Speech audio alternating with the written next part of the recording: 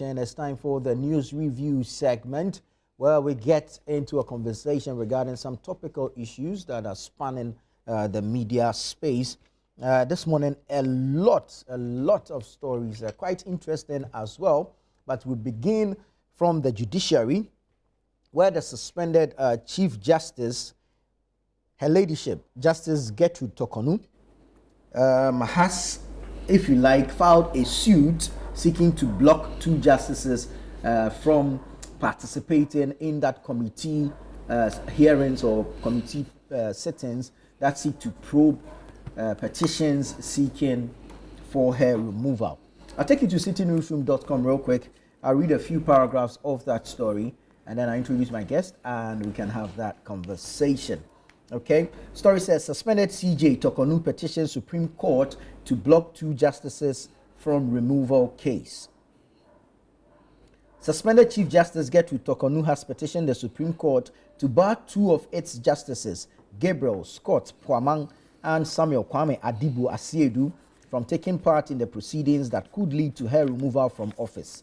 The application filed on her behalf by former Attorney General Godfrey Yeboah-Dame follows allegations that the two justices met privately with a lawyer connected to the matter currently before a committee of inquiry.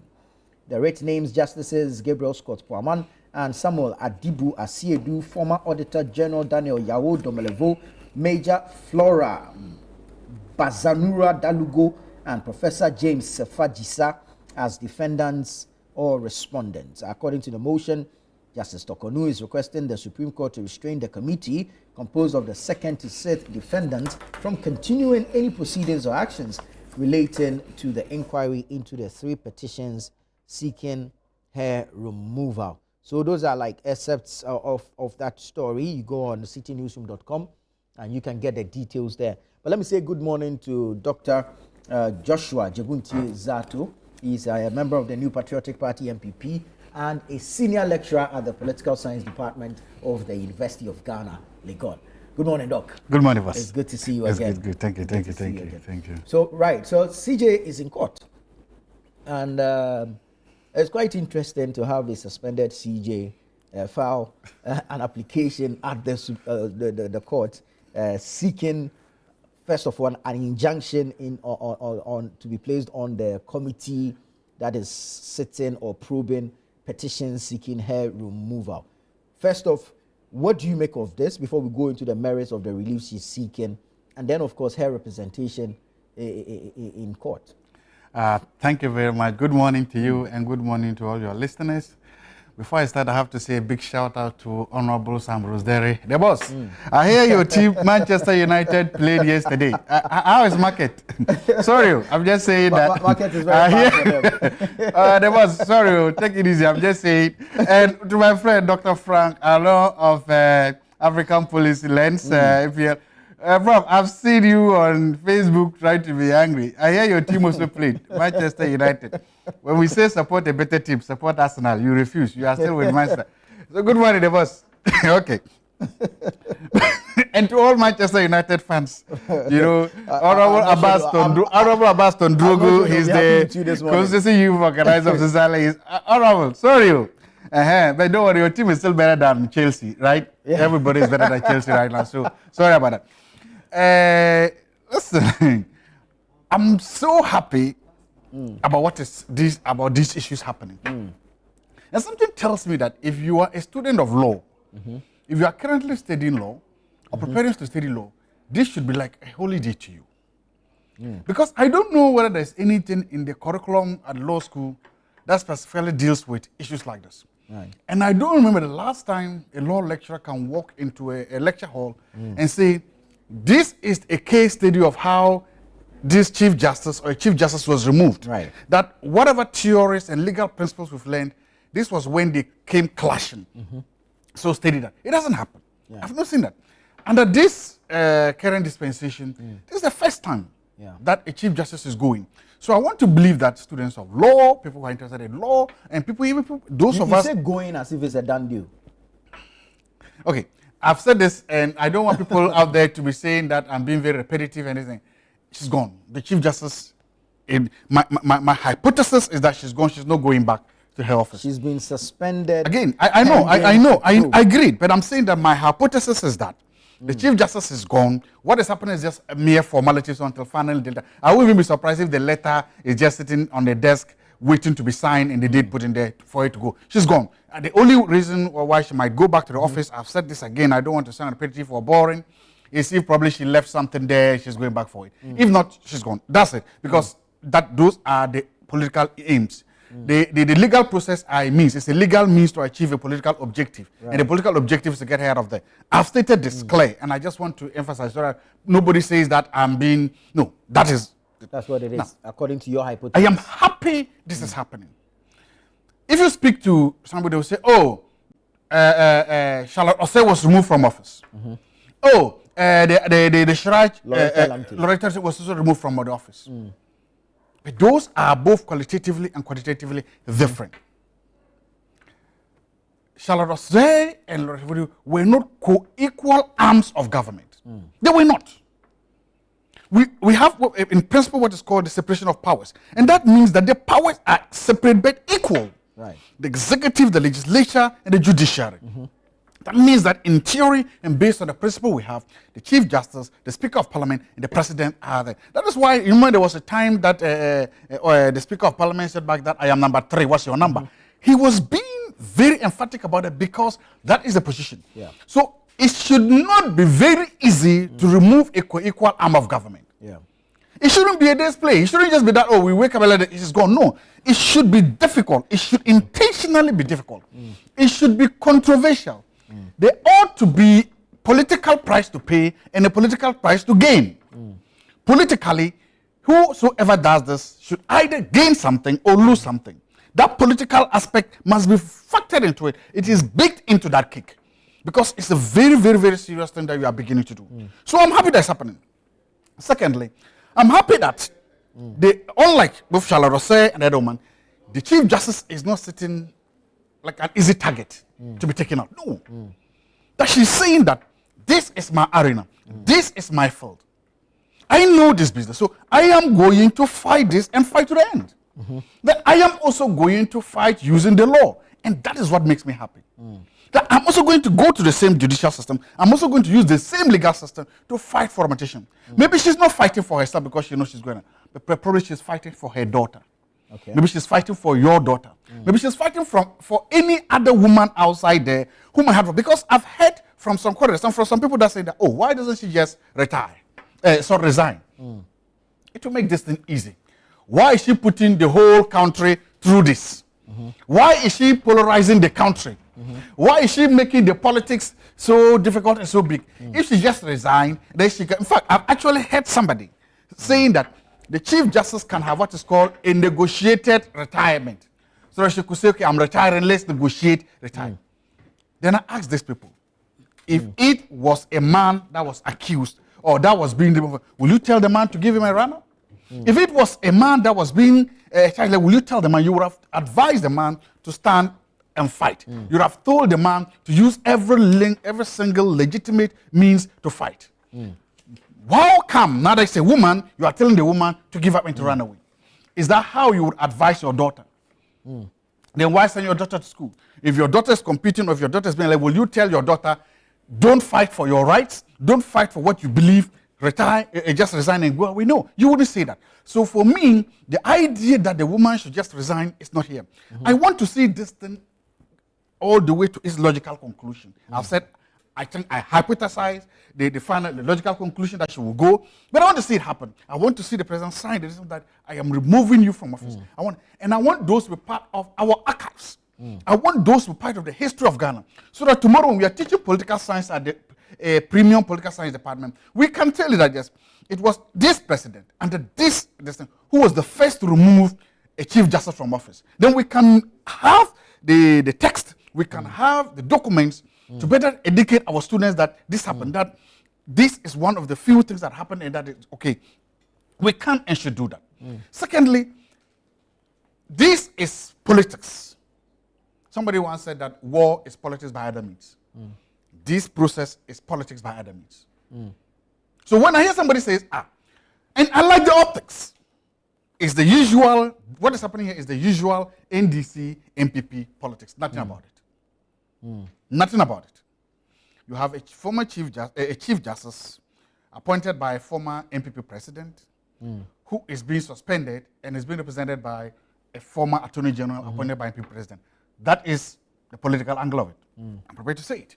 On the other hand, you have an acting chief justice who has been probably bad by a sitting NDC president, who is there. Together, you also have sitting deputy attorney general appointed by also there. The optics are good for all of us to see. At the end of the day, everybody is trying to do one or two things. As I said, they've all baked this in this transactional cost theory. It said the woman would go. The NDC is trying very hard not to get any political blowback from this process. The argument from the NDC is simple. This is just mere formality, mere legality, no politics to do here. That's the point that, what's the name? The NDC is trying to do. Very important. The MPP is trying to say that, no, there's a lot to see here. It's not just a smooth judicial process. It's not just a smooth constitutional process. No, this is hyper-partisanship.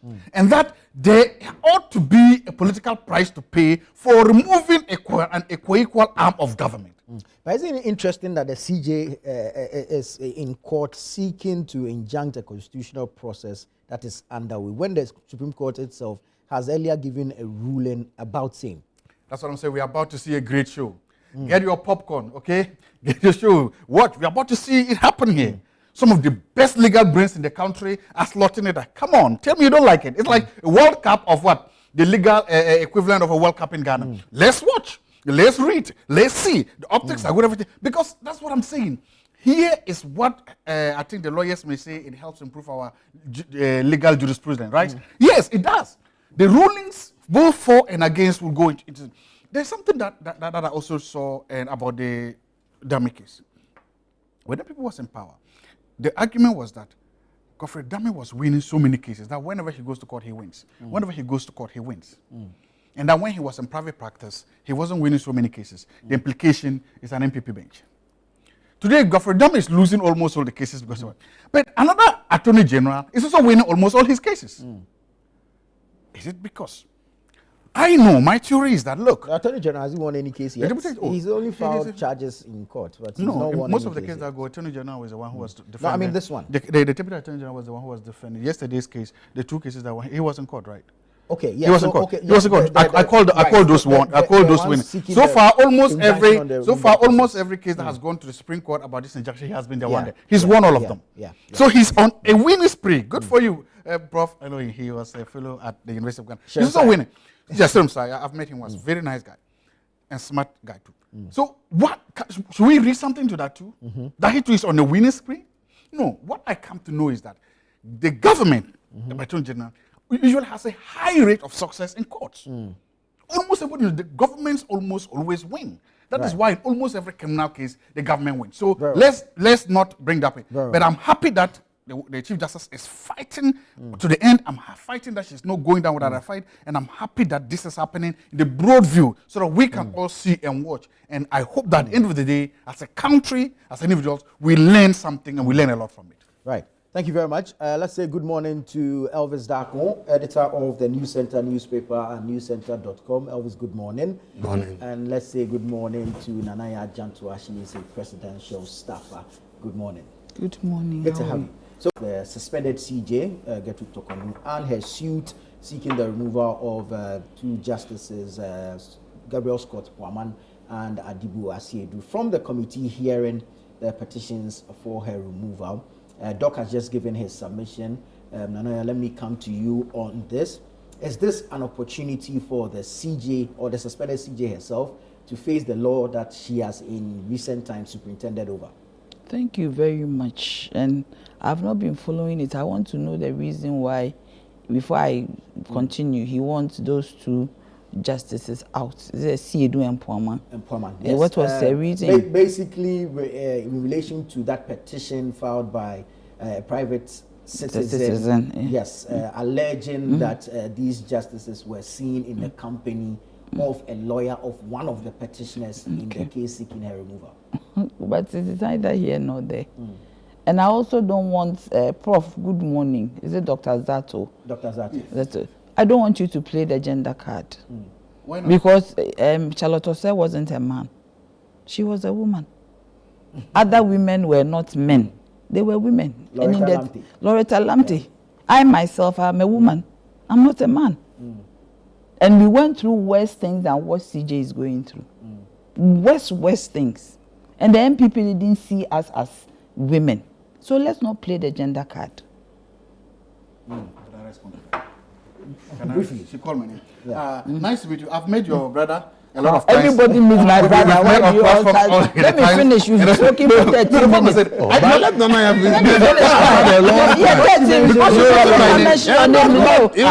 Yes. You come back, you spoke for 30 minutes. So the point is that I do not think that we should play the gender card. That because she's a woman, she's fighting. No. If the law says A, let A work. I've sat on this same platform and I said, let the process go through. It is a constitutional process. Why is everybody fighting it? Let it go through. Some other people went through processes and at the end of the day, what happened. Others too went through and they were exonerated. Do you get me? So let the process go through. What the Constitution has said should be done, let it be done. Nobody knows. It's as if everybody is preempting the end of it. Let it go through. Look, when Charlotte was removed, Charlotte, that was the first that my brother said that it would be used as a case study in political science, in the political science department. Have they used Charlotte's own as a case study? Democracy birthed our Supreme Court. Because without a democracy, we didn't have a Supreme Court.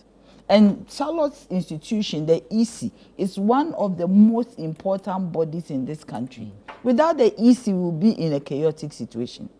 Because the EC is the one that pretends over elections.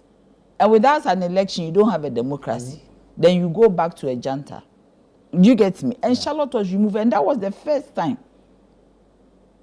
that an EC person, chairman, was removed. We had all of them spanning governments. Afarijan being the longest. He was there. He spanned NDC, MPP. If he started, I think, just 1992, went on.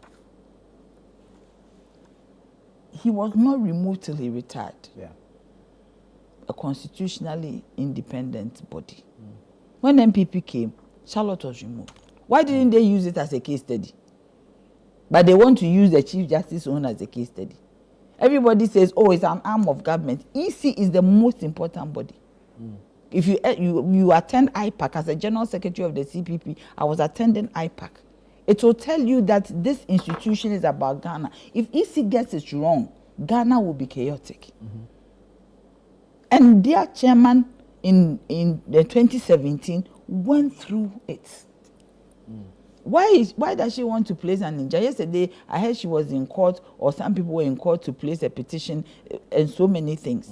Now an injunction on 2 people. Why? This is what has happened. They said this is the committee. You don't have to delay it. Maybe then they should change the whole trajectory of it and take her elsewhere to answer questions.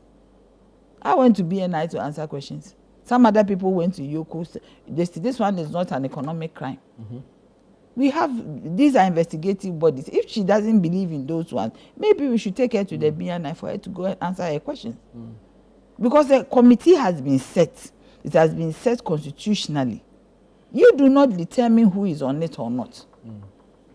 You don't determine it. I heard my brother saying some people said she should resign. Fine, that is their opinion. You cannot force anybody to say that or suggest that she should retire, she should resign. These are opinions of people. So you can't even use it in an argument. It is not government's opinion. But this is what it is. Petitions have been brought against you. You have answered your petitions. Now the process has come. Go before the process. Charlotte said, did she even have the opportunity to even go to court? Who was going to listen to that poor woman? You have just destroyed her. She's not a woman. She's not a woman. I was taken off when I was not even 50. My life, my career, everything. Shoo. I am a woman. I'm not a man. There are others. Do you get me? So I do not see why anybody should say that government is going to benefit from this. Government is going to remove her anyway. Why do you preempt it? This is premeditated. Let us go through the process. Let the committee. She was aware that the committee was in place. Why didn't she start the injunction, but now she's putting an injunction? Because this committee, that event had not taken place then. This committee was put in place and she was aware. She didn't say, she didn't cough. You see, for her to even go ahead to respond to the petition, it means she has accepted to go through the process. Yeah. Do you get me? Because if it was me, I would say that I'm not interested in this whole thing. I'm going to court to even stop the whole process. She actually sat down with her lawyers to answer to the petition. The moment you do that, then it means that you have accepted to go through the process. So what has happened that now you want to put an injunction on 2 people? How can those 2 people influence the outcome? They cannot, because there are also 2 other people who I know are very credible. Professor Jisa taught me. He's a very credible person. So I do not understand why they would do anything otherwise. They are using the law. And I don't think they can go against the law. Even if you are indicted, maybe you are indicted on your own submissions. What have you written in your responses? My experience from everything that I've been through is that you are indicted on your own responses. The way you respond, the way you say, you are indicted on it. So if you have already responded, meaning that if you respond, meaning that I am ready to face the process. I don't think that anybody, because the way the MPP is fighting this whole thing, I'm surprised. There is nothing to fight. Then rather you are fighting the Constitution. Because it's the Constitution that gave the process by which a Chief Justice will go through this. Do you get me? That when a petition is brought, you form a committee. It is there. So if you have anything to do, you don't go after government. You go after the Constitution. If you think that's anything, you were there 8 years, you didn't look at the Constitution. You had a constitutional day. That's a day that 7th, and you took away the 1st July. Because that 1st July was the day that we had our republic, and we got our republic to Kwame Nkrumah. So you had this Asian foe kind of syndrome. So you took 1st July and replaced it with 7th January. Constitution Day. We never opened the Constitution. I always said that was a very nonsensical holiday. Because we never, not a day did we say that today we are going through our Constitution. So if you have anything, it is the Constitution that has provided the provision for this to go through. If the framers of the Constitution did not envisage that a day will come that there might be the need to remove or let a Chief Justice go through a certain process, they wouldn't have put it in the Constitution. But they envisage that it might come in a day. So I don't think there's anything wrong with it. And for me, I don't understand why you did it. You thought it was good. We are not saying that, it's like payback time, no. But you thought it was good. Nobody complained. Everybody spoke. We cried, we wept, we begged you. You said no. You removed Charlotte. Giddy, giddy, giddy, giddy. You see, with Charlotte's own, she also went with her 2 deputies. All their entitlements were not paid to them. Whatever was due them as in financial, they were not paid to them. One of them is, I think, is even dead now. Amadou Tule. You didn't care. They went home empty. You didn't complain. Why didn't you complain? Is it callousness or what? Is it wickedness? When it comes to you, some women are men. But when the women are close to your heart, then they are women. Can you imagine this. I'm telling you that at that time, 2017, I was telling somebody yesterday, you could not even speak for yourself. Where were you going to go? You were treated as if you were not a human being, that you are not even a Ghanaian. Where were you? Who were you going to speak to? Which court were you going to? You just took whatever came to you and prayed to God that you'll be okay. Right now, Chief Justice can go to court and place an injunction. It means that the environment is very friendly. I know Charlotte personally. We went through our troubles together. You couldn't go anywhere to speak. As a woman, you were so perplexed. I mean, you didn't even know your family, everybody around you didn't even know what to do. And I'm telling you from experience. Anytime I think of those experiences, I start to tear up. And now I am surprised when it comes to Chief Justice. MPP wants to behave as if somebody has done something wrong. Where were they? The men today who are saying that this is a woman. Where were they when we were going through that process? And a more wicked process. A process where you were treated with so, like you are not a human being. You are just dehumanized. They put you at your lowest ebb. She can go to court. She has dignity. She has something left in her. Some of us, Charlotte, others, had nothing left in them. Nothing. Nothing left in them to even go anywhere to go and speak. Nobody will listen to you, whether you were guilty or not guilty.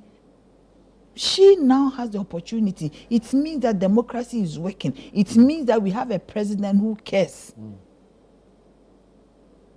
Yes, it means that it's the government that has decided that Ghana must work, our institutions must work. For her to be able to go and say that, I don't want this, I don't want that. How dare you to even say that you don't want this, you don't want that? You couldn't have said it, I'm telling you. You have to go by what they said should happen to you. If you are mistreated, if you are insulted, you are quiet. You knew what was going on was wrong, but you couldn't say anything. Today, Charlotte, a very good material. She was at NCC before she came to EC, first woman. So that's alone, first woman EC, female EC. She actually announced you to be the president or the party that won the power. She did not manipulate anything. She did not do anything. Even though you didn't appoint her, she learnt from her predecessor, Afarijan. And without, you see, we even had issues. Remember, there was a problem with the coalition. There was some problem with their network. But whatever it is, she announced the elections for you. And you orchestrated, if you read the Japa document, this is in there. You orchestrated to get her out. So why are you talking? It's not as if you haven't done it before. That one is not even in the constitution. Do you get me? The process for removing, you found the process. Because I don't think that the constitution or the framers ever thought that anybody will remove it easy. They never thought about it. This thing is not really, you have to go to the court, the Supreme Court, and seek this thing. But I am saying that Charlotte, everybody was shocked. Why remove Charlotte? What did she do? Some warped up charges that she did that. And Charlotte was gone. A young woman at the height of her career. The MPP could not tolerate her. A woman. And she was off. She was gone. Right. Well, let me bring in Elvis on this matter. The CJ then, when the Otafo MP, Vincent Asafua, filed his case in court, she was still CJ. She empaneled Adibu Asiedu. But today, she wants Adibu Asiedu removed from a committee that is looking into her own petitions. What do you make of Look, democracy is what it is. It provides clear path as to what things can be done, what cannot be done. And as the democracy grows, we learn through things that happen. So whatever is happening now, we will learn from it. What we should all guard against, which is the reason why we are not even seeing clear what should be done or what should not be done, why we are talking too much, is the unnecessary politicization when things like this come up. If today NDC people can say Akufo-Addo remove Charlotte Osei or Loretta Lamte, then it's obvious if the CJ is removed, it will be Mahama's name that will be on this political scene that politically Mahama removed Torkornoo. That way you can't take it away because it is politics. Yeah. That is not a process. They are not referring to or faulting a process. They make these statements for political gains. For political gains. Because whether I like it or not, Charlotte Osei was taken to a process. And up to today, nobody has been able to establish the process that she was taken through by law is faulty. The CJ is being taken to a process. And the process will go to an end until somebody is able to prove that the process she has been taken through is legally wrong. The final decision will be taken. We need to understand that when we continue to politicize things like this, it's going to be creating more chaos in our systems. Right. And then it will make it look like our democracy doesn't work. And that is where we will create room for some adventurous people to want to think anyhow. Politicians should be mindful of the statements they make when things like this are happening. Because we are living in a sub-region where we know what is happening around all around. And therefore, when we have accepted that we want to pass a constitution and processes are laid down, let's be mindful of the things we say. Because tomorrow, as somebody said, and I agree with him, when democracy is there, the politicians tend to disregard the processes. They tend to create things that favor them. But then when those adventurous people take over, they say, oh, civilians, come, let's hit the streets. Hit the streets for what? You are the one who created the room for those adventurers to come in. So I think that I want to sound this caution, I'll sound it any day, anytime, that look, let's be mindful of our unnecessary partisanship when issues come up. President Mills took over power and dissolved the Bank of Ghana board.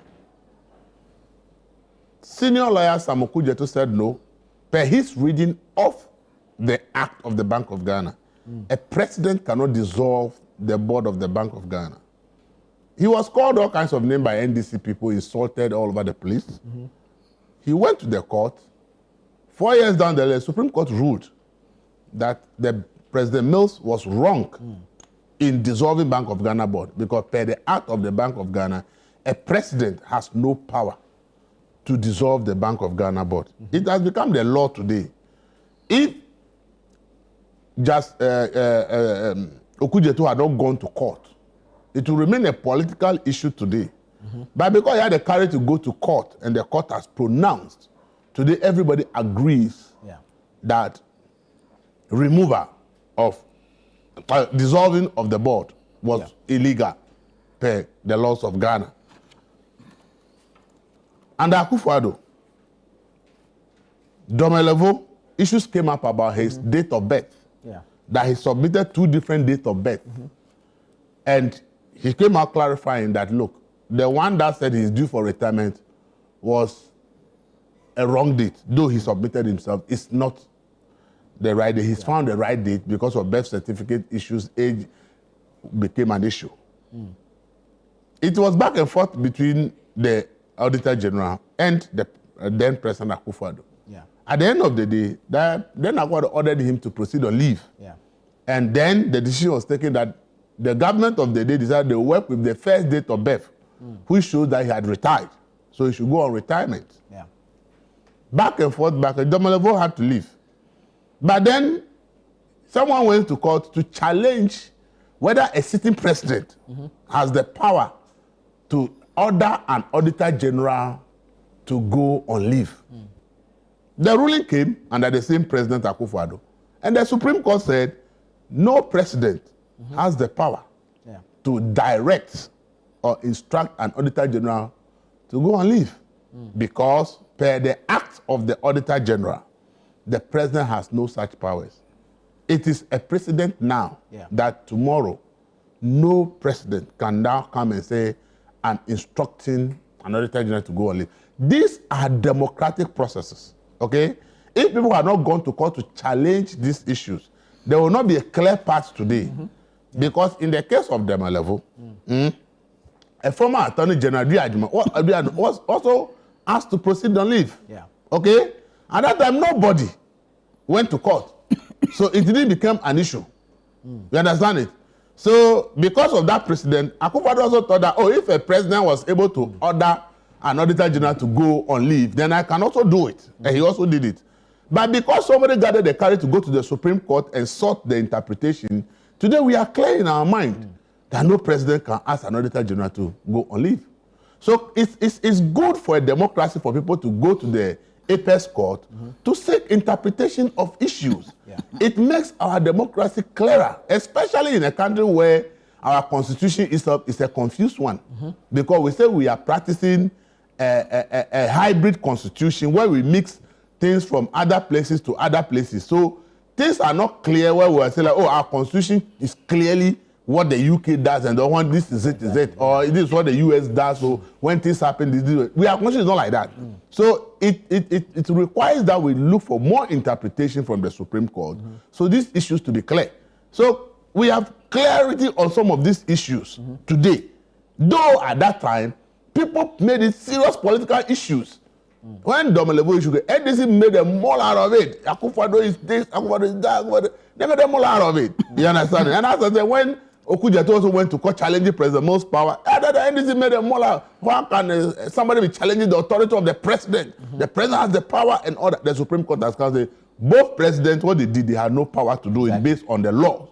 So it's when people go to the Supreme Court to seek interpretations, it is important that we allow more people to go to the Supreme Court, irrespective of the person involved, so that precedent will be there.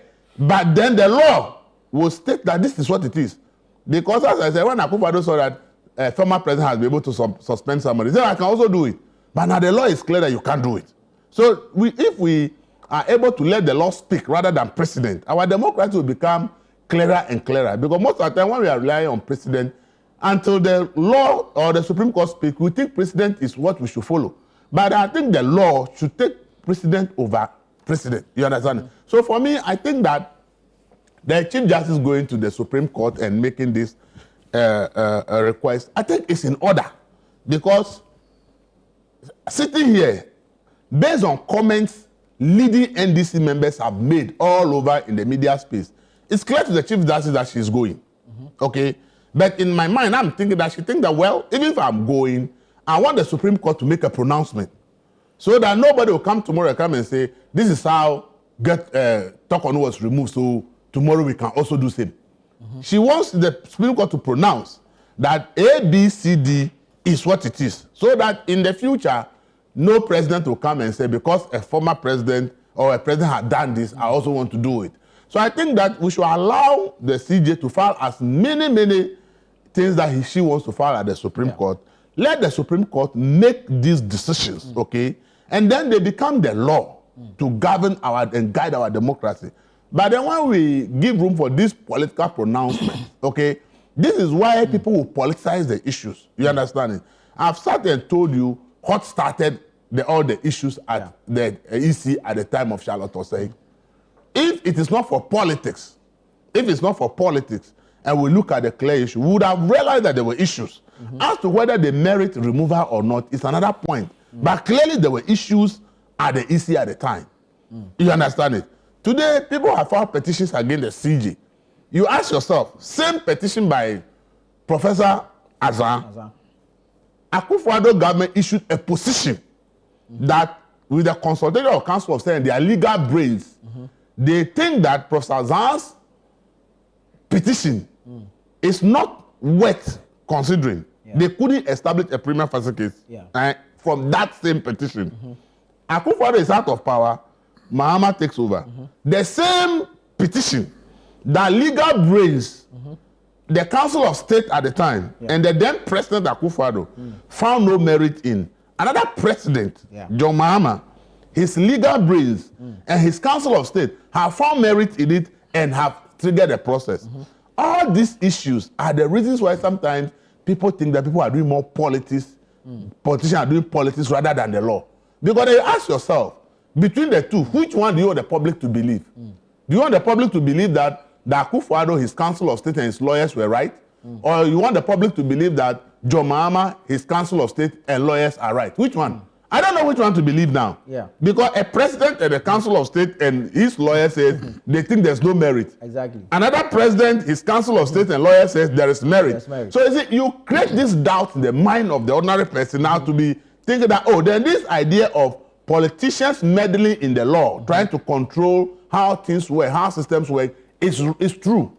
Do you understand it? So these some of these things are matters of concern for governments and politicians and leaders, for us to be able to look at things and say, look, this thing we think that it shouldn't repeat itself. Because when we keep repeating things like this, we create doubts in the mind of the people. And that's why I say that we shouldn't create room for adventurers to think that the democracy we are practicing is not helping, or people are interfering in the process for their own gain, and therefore they want to take over the country. This is what the politicians who always want to look at partisanship over the law should think about. If tomorrow there's a military regime in this country, it's the politicians who have caused it.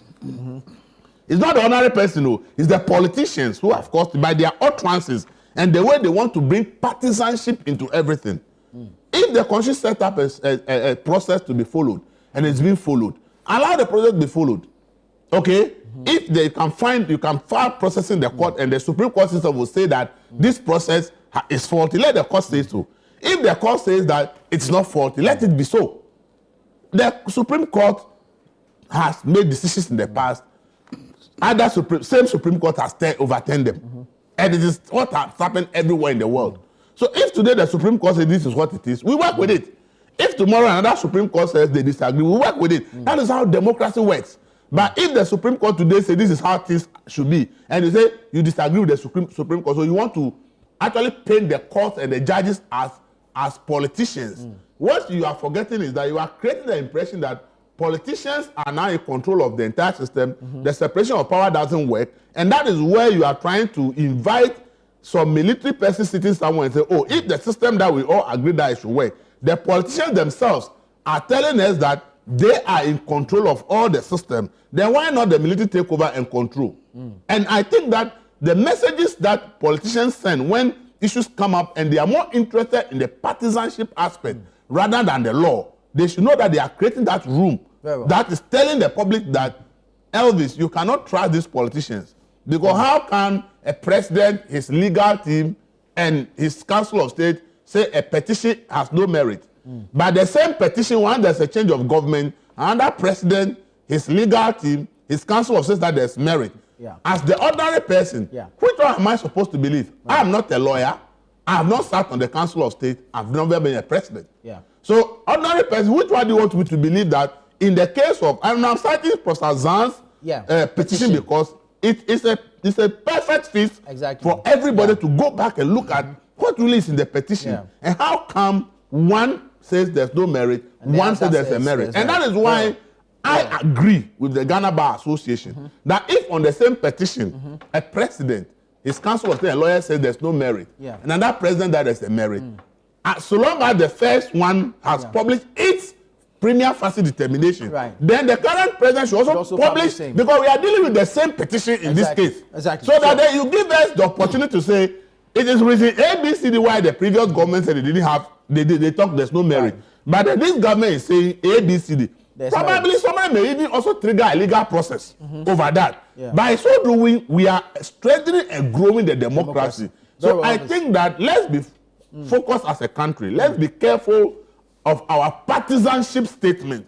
Let's rather focus our attention on things that will ensure that the law and pronouncements from the Supreme Court strengthens the process, so that there will be clear in the future that this is it. As Nana has said, people have a lot. People have complained about Shalotose removal, but ever since she was removed, nobody has gone to the Supreme Court to say, I think ABCD has happened. It is not late, even today. Anybody can go to the Supreme Court to say, I think the process that was used to remove Shalotose is not fair. Doc, let me confirm whether or not this application filed by the CJ is constitutional. If you look at the reliefs she's seeking, the third one is for a suspension of the presidential warrant issued under Article 14610 of the 1992 Constitution, which allegedly calls for her suspension pending the inquiry. Article 14610 gives the president that discretionary power. Thank you very much. I just want to continue where my brother said. You see, that is the bigger point I was making. Madam did not get a point, but I'll come back to it. That look, say whatever you want about Akufo-Addo. Say whatever you want about that petition that was given to him to remove the Chief Justice by the man. He published his opinion and the opinion of the Council of State. The Council of State sat in camera. We don't know what happened, but after that, he came out with a statement saying, these are our legal responses. So we can read them. I can read them and say, I disagree with you, Akufo. I can read them and say, I agree with you. But that document exists. And that is an amount of transparency. That is an amount of accountability. To say that, look, I have found nothing here. Now, His Excellency President has done it. You've also gone to the Council of State. The Council of State has issued a sat in camera and have issued their own opinion saying, we have the... Why don't you publish that report? So as I said, we can now take, how did these lawyers come to know prima facie on this same case?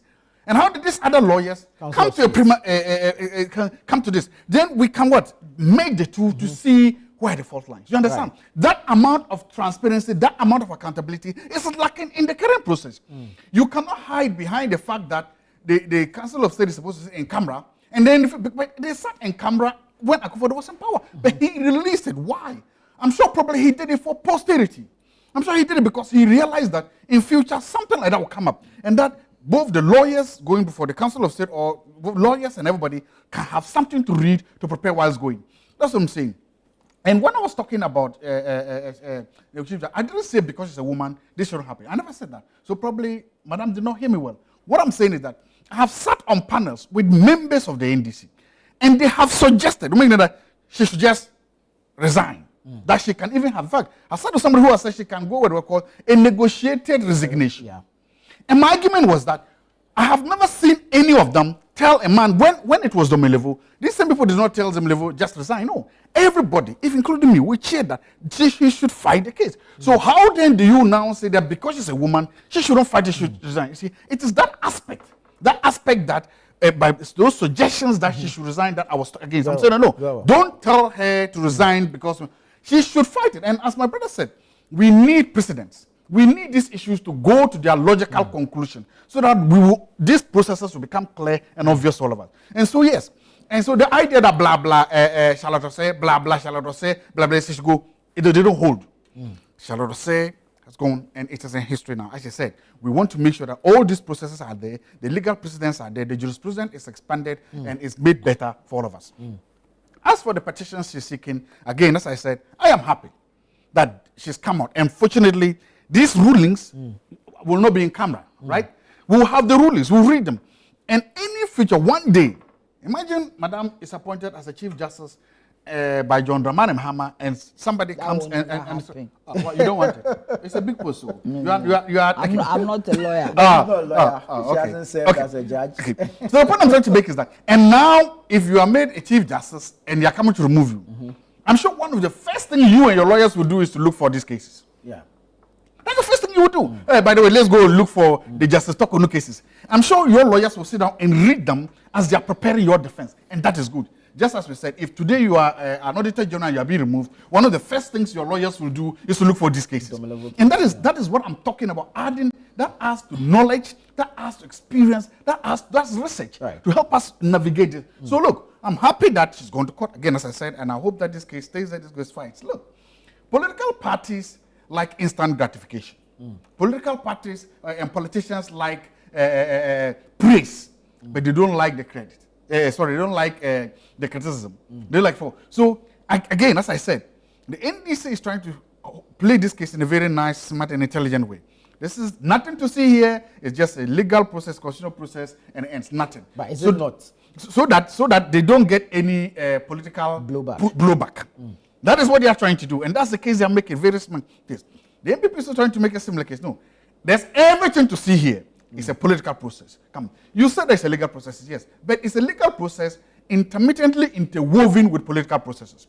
He made that point. The decision by Akufo-Addo to release the decision was a political process. It wasn't a legal process. Legally, he wasn't mandated to do that. But he did it in the name of transparency and accountability. He said, this is my decision, or this is the decision they made. The making of that decision was what? In camera. But the release of that decision, I have the prerogative to do that. The NDC has done a similar thing. They've done a similar thing. They have decided to release the voting pattern in the conclave, in the Council of State. The National Communications Officer of the NDC sat on media to tell us that the voting in was 30 to 1, that there was a prima facie case. So they released actually the inner happenings of what happened there. But they released the reason, the decision of the Council of State. That is politics too, I will agree. So that, you see, the truth, I can see the two parties playing politics there. So that's what I'm saying. It is interlaced, intertwined with politics. One president says that, look, I won't tell you how the vote happened inside the Council of States, but I will tell you their reason. Here it is. Here they're also saying that, well, we too, we won't give you their reason that you can read and study, but we'll tell you how the vote happened inside there. That is politics. Very well.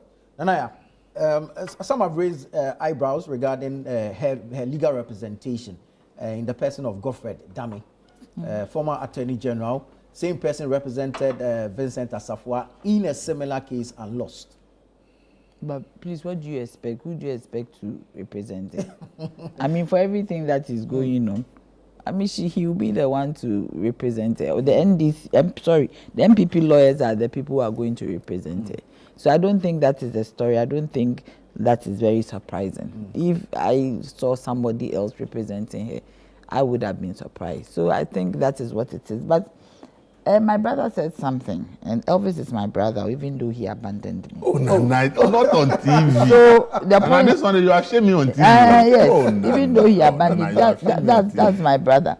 You see, Elvis, you have to go and make amends. Exactly. This one, a big one. I won't even. You have to lead me to go and beg. I won't give him the opportunity. Oh, Nana, please. Come and beg. So the point is that Elvis, this one I don't agree with you. I mean, you keep referring to a coup d'etat. The days of coup d'etats are gone. They're gone. They are gone. They went with Jerry Rawlings stopped it. Do you get me? Yeah. And as we were young, growing up, we heard rumors of coups, but it was all foiled. Yeah. If there was no coup d'etat during MPP's 8 years, there will be no coup d'etat today.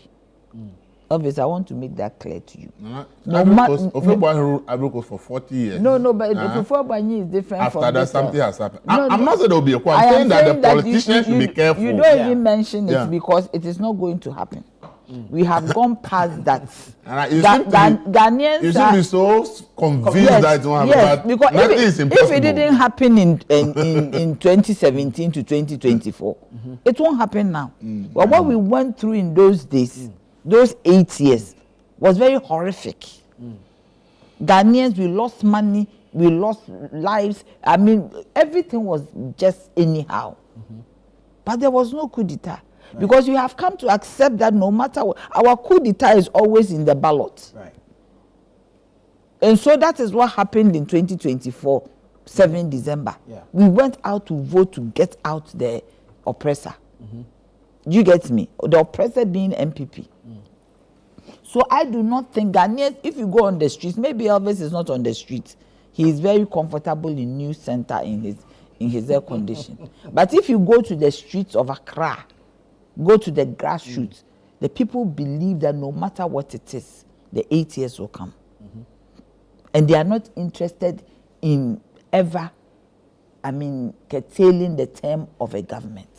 Hey, Nana, you didn't see the independence, the Mahama inauguration when the Burkina Faso guy came. Did you see the youth and their response? No, but the response doesn't mean that. There's a recent survey that has suggested same. I just pointed to that. Yeah, that a recent if you look at the response, that I think about 60%. I am against schools, and I will never. You see, look, I'm against schools. I will never support it. I will never encourage it. But I'm saying that politicians should be mindful because they are creating a certain environment. Let me finish. I'm saying that if there was no coup 2017 till today, I don't think there will be any coup. Coups are not done by the masses. It is done by a particular group of people. Do you get me? Yeah. So whatever survey that there is, these are the minds of people.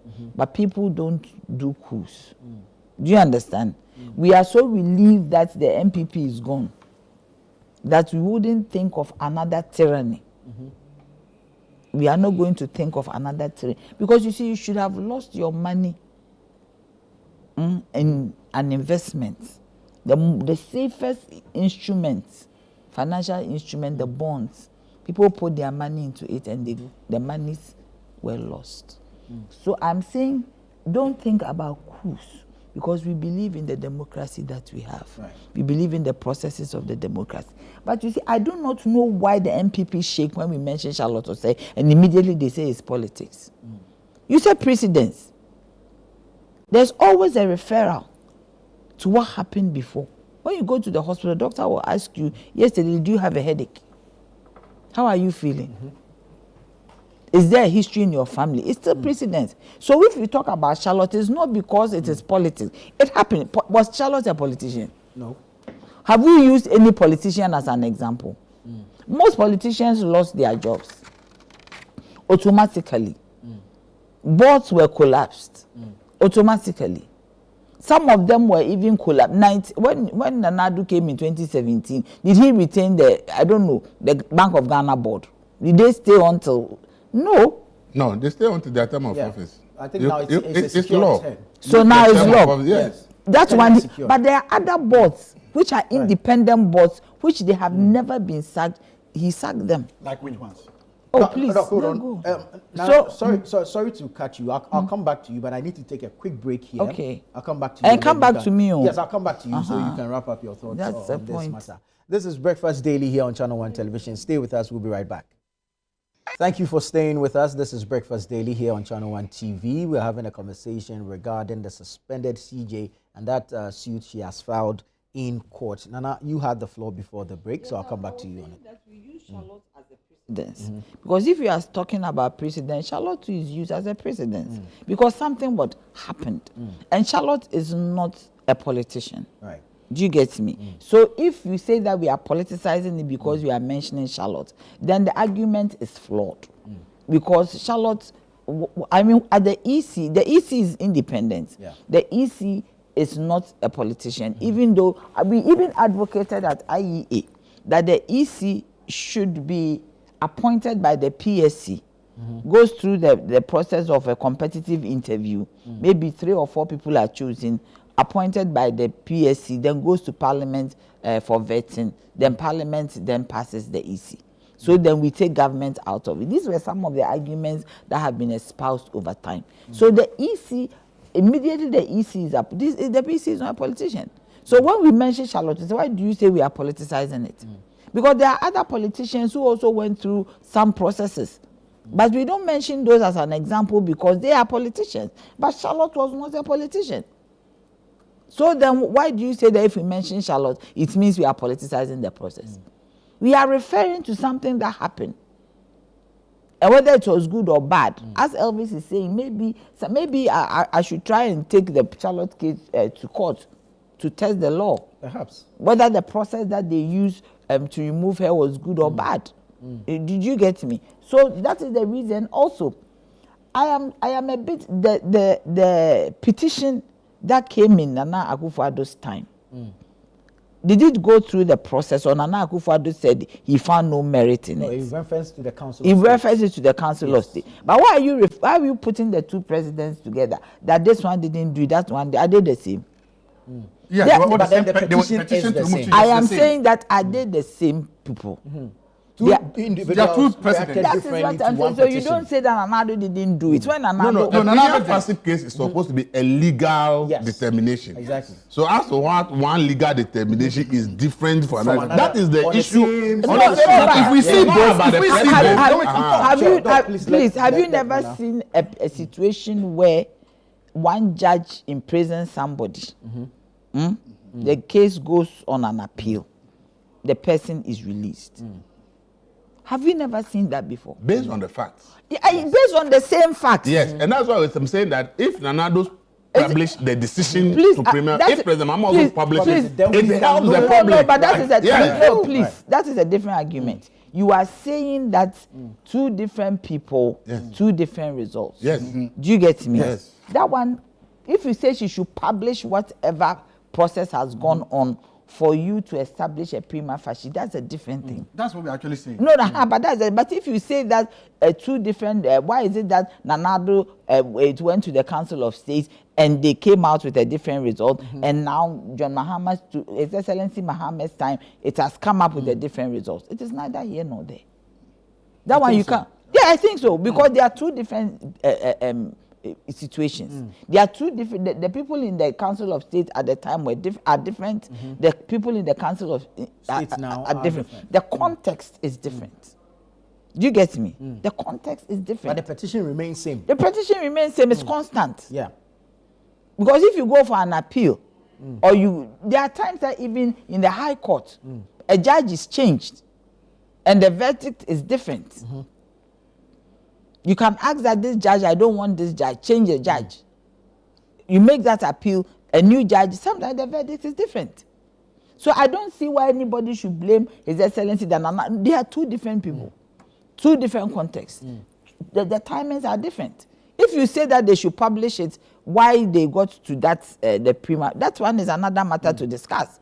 But for you to say that the same petition, two different people, they cannot be the same. The governments are not the same. The context is not the same. And that's why it's important that it's published, you see so that you can understand. If you say that, that is a different thing. But to say that, why Nanado did not do anything about it, he said he couldn't establish. Why have you established? It's different. And look at the time that one came. Maybe Nanado thought that am I going to start a process looking through everything? Maybe the next government should come and continue with it. Do you get it? Whatever it is, I am saying that you can't compare the two.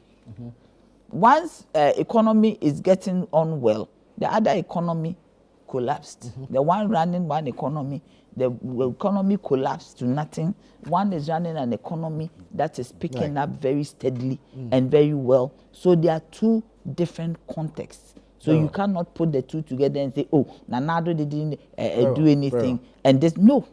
There are two different contexts. Thank you. Elvis. I think Nanaya is misreading what the issue is. It when the judge issues a verdict, the reasons it's made public. Yeah. The judge cannot issue that this person will be convicted, I'm freeing the person, and not giving reason why he's freeing the person. That is the point. That's what I said at the end of the submission. I said that is why it will be important that the call by the GBA on President Mahama to publish how they also establish will be important, so that the public will read both and then begin to determine which one they agree with. Exactly. Doc says something. You see, Doc shouldn't mention his name. No, mention, go ahead. He said that. He said that he's surprised.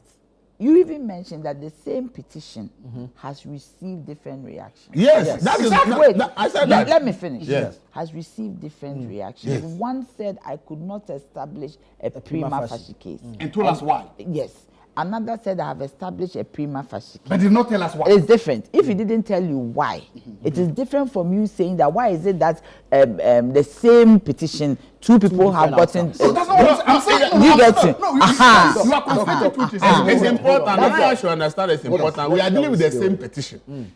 So if we say the process is that petition gives to the president... Are you questioning the process or the person involved? No, I'm talking about the end outcome. And how we have two different outcomes to the same process. But it is the process. I'm saying that the same process, two different results. And now the public. So you are is taking only, out the president. The public is only in the known of the results of one. But the public does not have the benefit of knowing the results of the other. Yeah. So it creates confusion in the mind of the this people. one makes sense. You But if you understand? say that So two presidents, this is actually. are you sure this is the point? What is the point What is I the point that I'm you saying you said that? Why is it that two presidents different? Evans is making it clear. To So clear that's- that confusion from the mind of the people, if the current president also publishes the that is a different determination, matter. then the public now can read both. And I said that even from that, somebody can even trigger a legal process and says that I think maybe even there is something that has to You be are done by the forcing process. now You that the understand? process will not go You on. understand? So for me, MPPs for you are the rather issue is not about- politicizing. and then I made the issue that when you mentioned Charlotte, I didn't say that Charlotte Osei is a politician. What I'm saying is that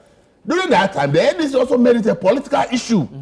And today the CJ is also not a politician. NDC I made a political issue. Please, and I'm saying that me say when something. politicians make things Just like a this, second, let which is Elvis supposed to be finish a legal When I was process, talking, but then they make it political issue.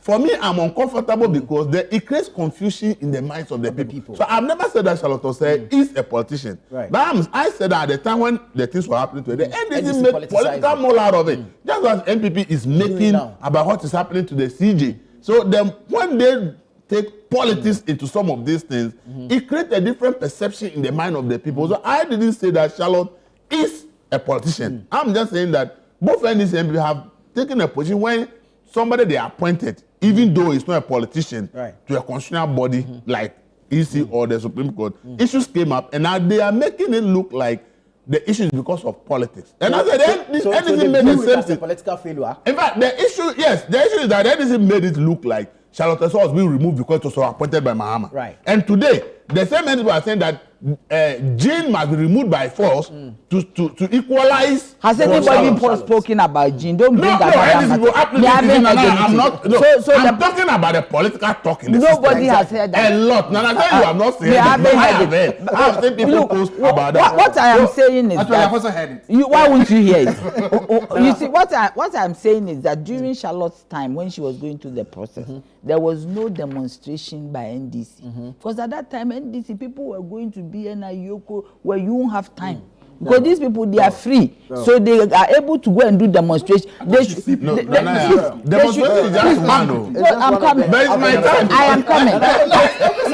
I just want to find out. No, please. I just want to find out one demonstration that NDC embarked on because of Charlotte Osei. No, I didn't say demonstration. No, but that is the clear indication that they made statement. They said that MPP went on demonstration because of removed because he was appointed by Mahama. But I see, even the lesson there was that Charlotte was appointed by Mahama, and Mahama lost the election. Exactly. Jean Mensa was appointed by Akufo-Addo. Akufo-Addo has lost the election. Akufo-Addo hasn't lost an election. No, MPP has lost the election. MPP has lost the election. MPP with the person that appointed her has lost an election. Do you understand? So, bottom line is this figment the minds of people's imagination that whoever appoints electoral commission may have some advantage. The reality has proven that it's a false imagination. Because if that's the case, Mahama shouldn't have lost an election. If that's the case, NPP should have lost an election. So whoever appoints EC chair has no merit. NDC appointed Afarajan.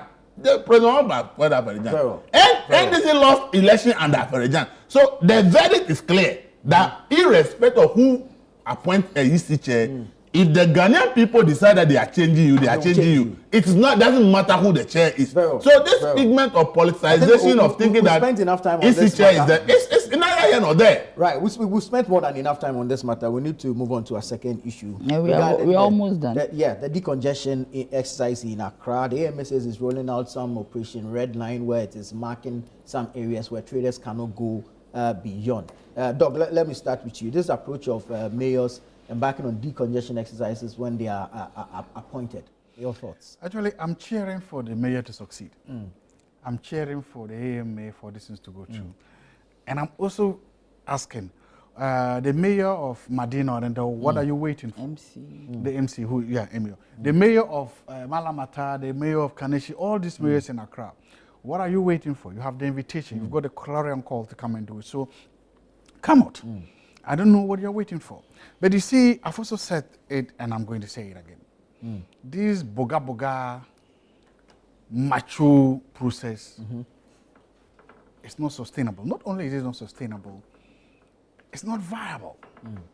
How much is involved in decongesting cities? Do you know? No. How many people do we need? Do you know? What are the short-term, medium-term, and long-term goals? Do you know? Why should we leave the congestion or decongestion of the city to the whims and caprices of an individual mayor? And I ask this question again. What if tomorrow this mayor is fired? What if tomorrow this mayor, through any natural act, is not able to perform his duties? Where do we start from? We need a very comprehensive policy on this. A policy that will tell us that these are the policy objectives, these are the aims, this is the measure to use.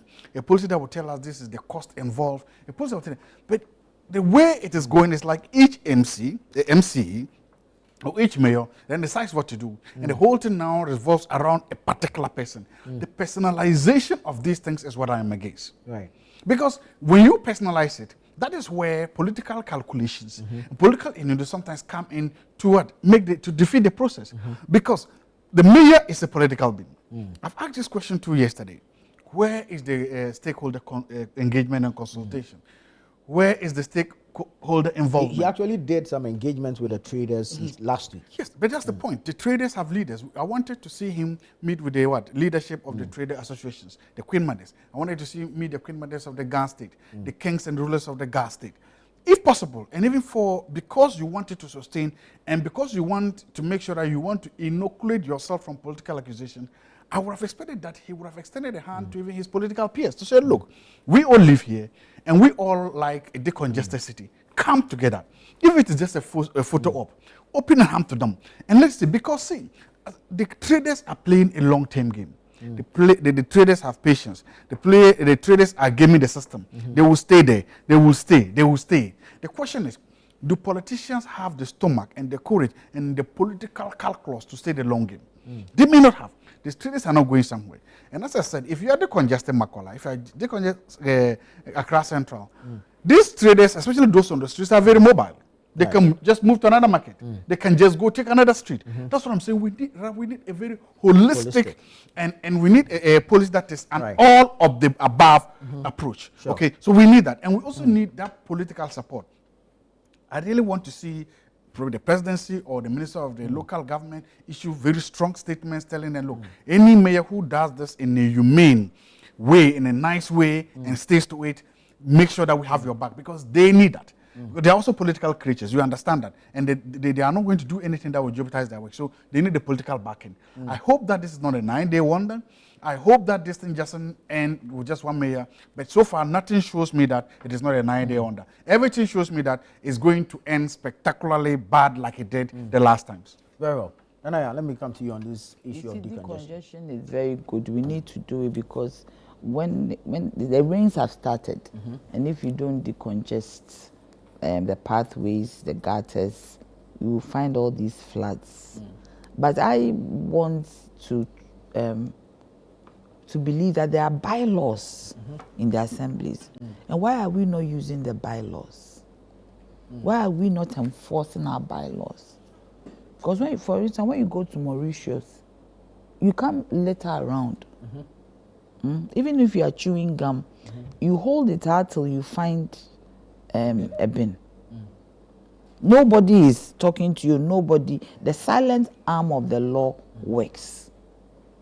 So why are we not using our bylaws? Because you decongest, and people will throw garbage in these gutters. Sometimes you wake up in the morning, in front of your house, there's a load of garbage because somebody in the area has noticed that you are always getting Zoom Lion to carry your garbage away. So they leave it there for you to add on. It's so common. So I believe that even the filth in town, let's not talk about only decongestion. It should not be a 9-day wonder. Right. Let's not talk about only decongestion. The filth in our cities, the filth in our towns. We need to deal with them. The rubbers that are scattered all over the place. There is a term for it. I forgot it, but we should put a certain percentage on the plastic making, the companies that produce rubbers and plastics. So we can use it to clear some of these rubbers and plastics. We already have that tax. Is it there's not Yeah. you have the tax? Practice manufacturers, yeah. So what is happening to that money? Do you get me? I mean, this one, we should use it to really clean our cities. And for me, it's the bylaws. If you are caught doing A, B, C, D, you will be punished. The same way they do with the Abaye in town. Yeah. They follow these poor women who are carrying their wares, and they will collect money from them, carry their wares and put it in the back of a truck and go and put it at the AMA office. But if we have to enforce our bylaws, we don't. It is key that we sit down and see the bylaws that we have, the ones that are outmoded, we modify it to ensure that, because you see, if we don't enforce our bylaws, no matter what we do, presidents after presidents, government after government have done decongestion. I remember when Kote did it, the one before him did it. Everybody, regional ministers, everybody that, but it does not work. We should sit down and find out, why is it not being sustained? Should we put up a strong political will to ensure that it is sustained? This one, it is not NDC, MPP, CPP. It is about the nation Ghana. I remember when Accra was decongested. I go to Accra to do my marketing. And I went to Accra, and it was so easy to drive through. Right. When I parked my car at the ECG, went to the Kwasi Ejuaso market, I did my shopping, put my foodstuffs in my car, and 10 minutes, I was out of Accra. But when the women are around, throwing all the garbage, selling the second-hand clothing, selling all manner of things, you can't even pass through. And even it is not even safe, because if you are not careful, you'll be hit by a car. Right. So I believe that it is a good idea, but we should have a certain systematic way of doing it.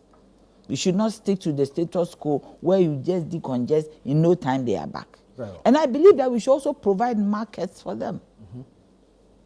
And markets, and when we provide, yes, markets have been provided. They don't go there because they will tell you that the people don't come and buy. So we should have a marketing plan, branding. You brand those markets that you have given to them so they can go there and we'll go and buy from them. Right. Very well. Yes. Elvis, I was going to come to you on these exercises we've seen over the period, and the fact that we do it, we don't provide alternatives, and before you know it, they are back to the same places. So going forward, I mean, this is a new mayor. He has also started good riddance, but what are the alternatives?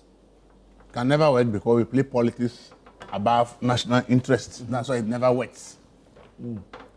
I saw Samen's interview, E.T. Mensah, about the time he was mayor of Accra, and the kind of things he said. And then you look at from E.T. Mensah's time, you look at Amate Fio, E.T. Mensah is not here. and all the people, okay? All that they have attempted to do, Okubanda Poise and all the rest. See, the issue is simple. See, I've said it in this, and I've said it over, I will say it ever again. See, in Ghana, we pride ourselves in democracy. Democracy is the rule of law. But Ghanaians see democracy as not applying the law. Because the moment you don't apply the law and firm, you are a wicked leader. You must be voted out. You don't deserve to be there. You don't want the progress of the people. This is how the ordinary Ghanaian see authorities enforcing the law. And so long as we continue to see authorities enforcing the law in this matter, we can never, ever make any meaningful progress that we think we desire. People always call Ghana had independence with Singapore, Malaysia. We always pride ourselves in that. And we say, look at these Asian tigers where they are today. I always tell people that we only make those statements. But if you carefully listen or read from Third World to First World by Lee Kuan Yew, okay? If you read it or you listen to short videos of statements he's made at lectures as to how they were able to achieve that, Ghanaians are not ready for that. Because the man openly tells you that the country was under a dictatorship. Where people even, how people even worship, the state decided it for them. Because the state realized that without strong state intervention, there's no way they would have been where they are today. They virtually put the people under strict laws. And irrespective of who is found guilty, the law is applied. And people went through a lot of pain. People hated him. But then when they see the product, the outcome of that, they praise him. So you see, when we see those countries and we desire to be like them, the question is, are the people of Ghana ready to go through that kind of pain? The answer is no. I told you about Rwanda. There are poorer people in Rwanda than Ghana. But you cannot use an excuse for a reason why you are selling on the street or on the pavement. The state will not permit you. But here, when you are doing decongestion, oh, I had a human face. People will cry. That is what I'm using to take care of my children. Without this, how will I eat? And then we turn it to an emotional blackmail of the government. And then because the government is afraid to lose votes, the government will retreat. Look, anybody who is 30, 40 years old, who has seen decongestion of Accra from the Rawlings era in the 90s, let me say from 2000 up to now, you admit that Accra was less congested in 2000 than today. It was less congested in 2010 than today.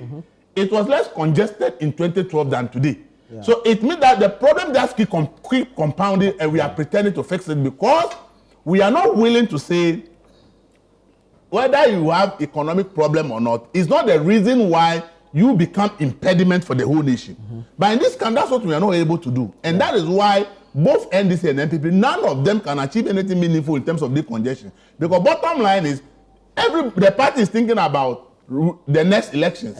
Hey, the people are complaining. These people are going to vote against us. So then, why do you have to go and do this simply? We want power. Why do we want to do it? Because we think we want to fix the nation and then lose the election. If you lose the election, will you be empowered to be fixing the country? That's what the politicians will ask themselves. And they say, oh, you leave them. So you see, we are not ready to decongest. We are not ready to develop. In fact, in all aspects of our lives, we are not ready for this country to make the progress that the Asian tigers have made. Because see, when you read about the Asian tigers, they took between 30 to 40 years to transform their countries from third world to first world. We have been to a democracy in 1993. Our fourth republic democracy is 33 years old. If we were doing the right things, we should be getting closer to Singapore and Malaysia by now in terms of development.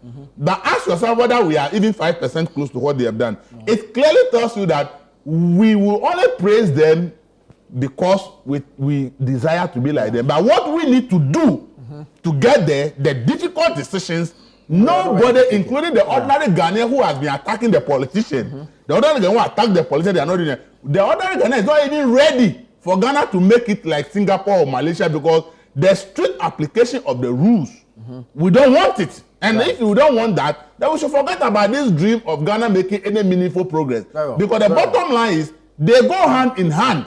Strict application of the law and making sure that everybody does the right thing. And if you fail to do it, the law will deal with you drastically. It's the only way that a country makes a progress. Any country where you relax because the citizens don't want you to do the right thing, they will only be insulting the politicians. So all of us who have been insulting politicians, we should accept that we are also part of the problem. In fact, we are the biggest problem. In fact, if all Ghanaians team up, let me tell you, if NDC and NPP people in one constituency put together, come together and go on a demonstration about a particular problem, the politicians will run to fix it. Because they know that Ghanaians are united. But then when they say do this, my party is in power. If I do it, they will lose the election. Leave it here. But thank you so much, Elvis Dako, Nanaya Jantua, and Dr. Joshua Jebuntie Zato. I am Nanatu for Boateng. This is Breakfast Daily. Stay with us. We have a lot more coming your way.